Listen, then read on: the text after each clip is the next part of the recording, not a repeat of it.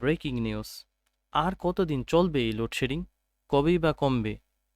কবে ফিরতে পারে জনমনে স্বস্তি?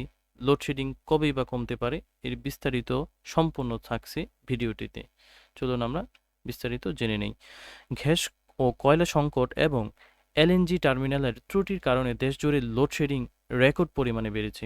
তবে এলএনজি সরবরাহ স্বাভাবিক হলে এবং বন্ধ থাকা বিদ্যুৎ কেন্দ্রগুলো চালু হলে পরিস্থিতি দ্রুত উন্নতির আশা করছে সরকার।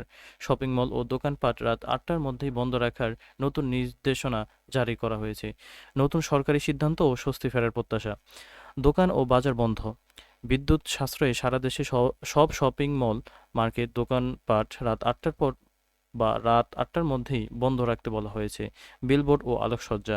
সন্ধ্যা ৭টার পর আলোকিত বিলবোর্ড ও সব ধরনের আলোকসজ্জা সম্পূর্ণ নিষিদ্ধ করা হয়েছে। স্বস্তি কবে মিলতে পারে? জ্বালানি খাত সূত্রে আশা করা হচ্ছে এলএনজি টার্মিনালের পূর্ণ মেরামত ও কয়লা সরবরাহ স্বাভাবিক হলে চলতি মাসের শেষের দিকে বিদ্যুৎ পরিস্থিতি উল্লেখযোগ্যভাবে সহনীয় পর্যায়ে আসবে বলে জানা গেছে। এই ছিল আজকের মতো আপডেট। আমাদের পরবর্তী আপডেট পেতে অবশ্যই চ্যানেলটিকে সাবস্ক্রাইব করে দিবেন এবং লাইক, কমেন্ট, শেয়ার করে দিবেন। ধন্যবাদ। আসসালামু আলাইকুম।